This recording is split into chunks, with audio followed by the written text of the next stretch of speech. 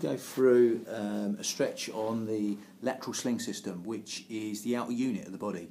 I talked about it in the other tapes. We always talk about the inner unit, the core, the pelvic floor, and the corset, the transverse abdominis, the TVA muscle, 3 layers deep underneath here, acting like a corset. But we're going to, again, do a stretch for the outer unit. So the outer unit, you have your adductors, your inner groin, and your outer groin, abductors, and your QLs as you go across your back. They support you on one leg, and 85% of the time of the walking gait, you're on one leg. So it's a really good muscle, or that's a really good sling of muscles to work. Generally one leg stuff, contralateral stuff, going from opposite side, is where you work these muscles. Again, I'm going to go for the basic Janasarasana yoga pose and slightly tweak it up to get the whole lateral sling system and stretch the lateral sling system. Okay, so start off just the basic Janasarasana. I'm going to do it this way on. So again, you have the foot to the groin. Again, hip in line with knee, knee in line with foot. That's the basic Janasarasana. There's different ways you can do it. You can do it sort of like the Iyengar way, as with all these. Chest and the thighs, coming only as far as you keep the chest on the thigh. Again, that support the lumbar region of the back while stretching these hamstrings, even your calves getting a stretch, and your buttocks, your glutes, getting a stretch there. Or the usual way, which is you hinge from the waist there. Okay, you hinge from the hips even. That's the best way to think of it, and you're coming over with your chest. What you also do is pull up with this kneecap, like that. So you're tensing this front quad muscle, so that lengthens the back hamstring muscle, which we're stretching. So again, it's like pulling up your kneecap really, like that. You can see that, okay? It's like that's happening. Again, optional how you do this, okay? I'll go for the basic Janasarasana, but you can always adapt it. But here, basic Janasarasana is here. That's a straight one. Now we're going to come at an angle, and then we're going to take this leg out slightly at an angle, okay? And then all we do is follow the foot towards the groin.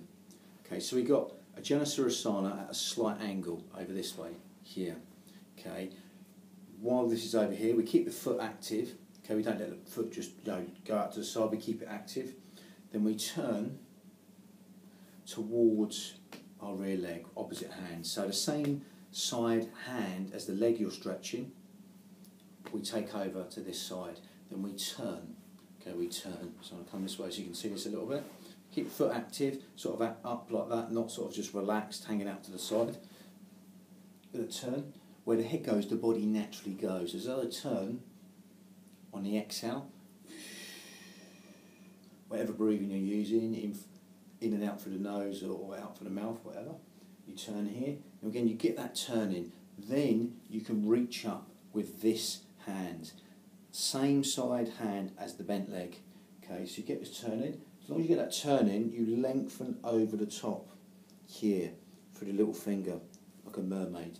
Okay, so again you lengthen over the top. As long as you've got that little turning, you'll get the whole, you'll get your external obliques also here, but you'll get this QL muscle going across the back.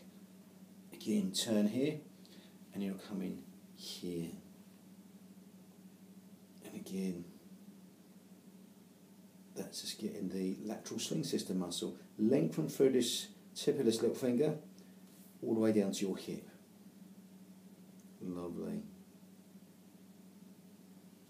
And again, spend as long as you like, do that both sides.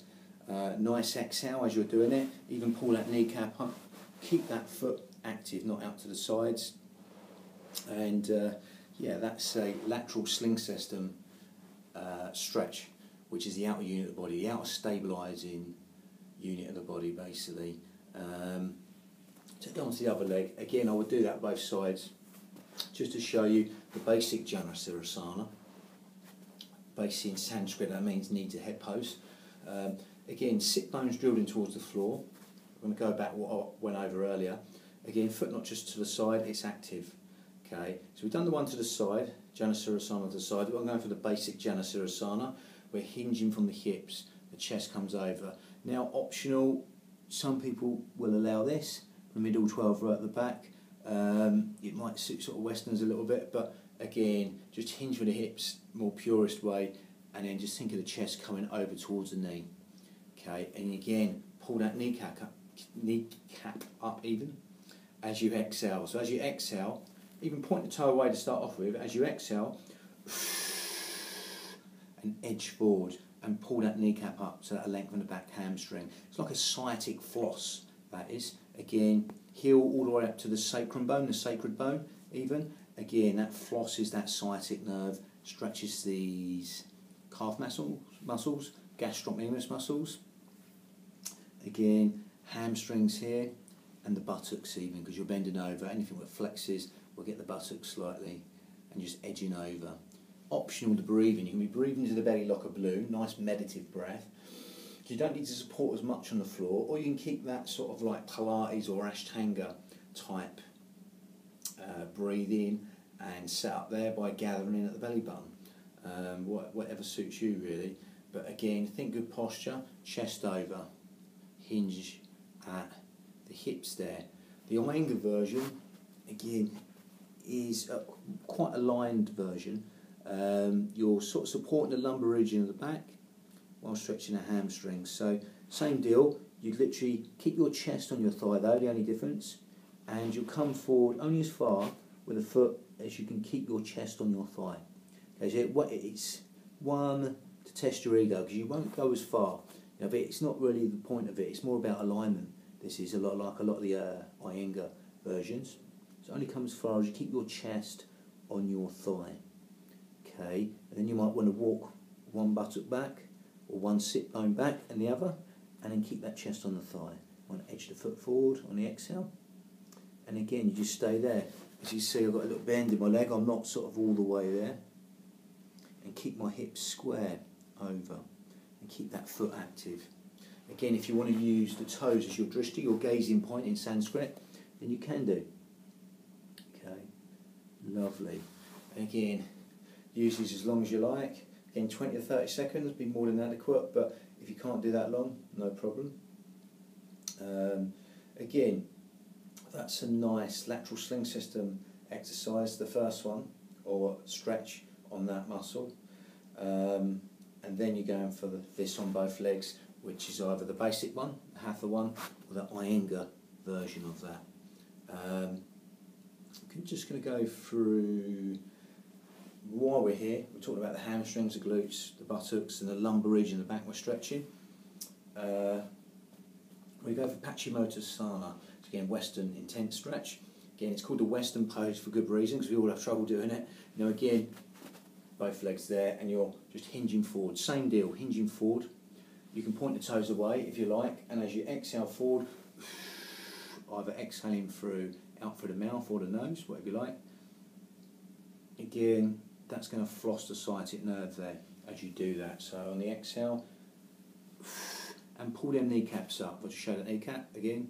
I'm tightening this front quad muscle so it lengthens the back hamstrings all at the same time. That's the basic Patchimotasana. Again, Western intense stretch. You can do that the Iyengar way. So exactly the same as what we did it really. Just chest on the thighs. Here, again. And again, go as far as you can with the chest on the thigh. With your feet. And again, you can walk one hip back and the other hip back. Take a bit of time here, but only as far as you keep that chest on your thigh. It's a nice sort of lined version. Again, a lovely Iyengar version of Patchimotasana. Again, this is very easy to happen, so I'm trying to do that so you can see what I'm talking about. But again, I want to keep my feet active. Okay. Again, the breathing's optional to you. Your drishti, your gazing point, is the toes. And again, stay there as long as you like. Okay, you might want to go from that, then to this one. Okay, so again, shorter range to a bigger range.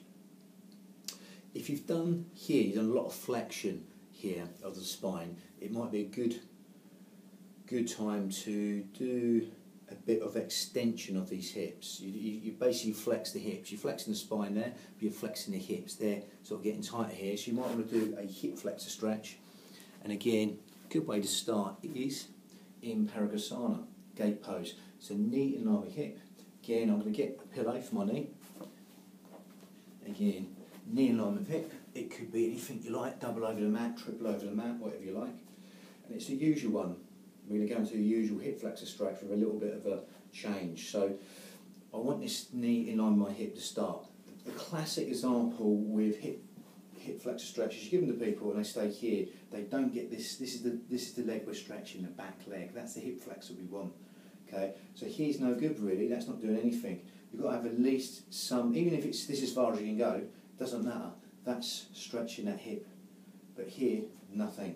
But that's where we're starting from in Parigasana, the gate pose here. Again, so I'm just using the chair because it's there, just happened to be there. But take this leg out long and then come right into it. What will happen is, when you get there, you'll have this long, this back leg, where you're getting that hip flexor. What you might want to do when you get here though, when you come in from Parigasana, the gate pose, you want to just align the foot up. Maybe manhandle the foot even, to get the ankle underneath the knee. Outside bone aligned, okay, or little toe side aligned of the foot, okay. And again, that proves your alignment there of the foot. Nice little rule to get into. Even lengthen out between big toe, little toe. You can imagine there's a tripod from big toe to little toe to the centre of your heel, just rooting that leg in. Now you can either stay here, or if you're going to come up, then you want to gather in the belly button. So you're coming up to here. Okay. You don't want to be hyperextending the back. Okay. From here, opposite hand to opposite leg. This is going to get us right into this pelvic bowl. So we're just going to turn here. Okay, we get that turn in. Again, if you can't do that, it's either here or here. Okay, but again, opposite hand to opposite leg. Same deal again. Where we take the head, the body naturally goes. So on the exhale, the subconscious exhale, remember the in-breath's conscious thought, the out-breath's subconscious thought. When we exhale, we let go. So exhale and turn the head. And where your head goes, the body will naturally go. And that gets us right into that pelvic bowl. Again, I'll do that slightly sideways on so you can see it. Again, from here, we're just turning in there. Never want to be here though. This is where we start. That's why we started from here, Parigasana. And we come in to here, to this lovely lunge pose there. Opposite hand to opposite leg. It gets us right into the pelvic bowl. Iliopsoas, ilicostus. All that complex of muscles. We're getting nice and deep into that pelvic floor complex. Hip flexor complex there, which will link onto the pelvic floor muscles, etc. And it's really good to release the hips. We tend to shorten up the hips a lot in everyday life through sitting down, etc. It's always nice to release the hips and release the knots that bound you. When you do it, feel that sense of liberation and freedom in the hips. Again, if the hips are tight, it tends to sort of pull our pelvis out and upset the back. And again, the body's a unit, it always goes somewhere else. Again, so it's a really good muscle to release the hip flexors. So we've done everything there pretty much, but it's a good way to follow it really. You know, the hamstrings in Patchimotasana and Janusirasana, and then your hip flexors to release the areas we just sort of tightened up. It's counterbalancing each way. So it's a good little way to do them. Free. Lovely.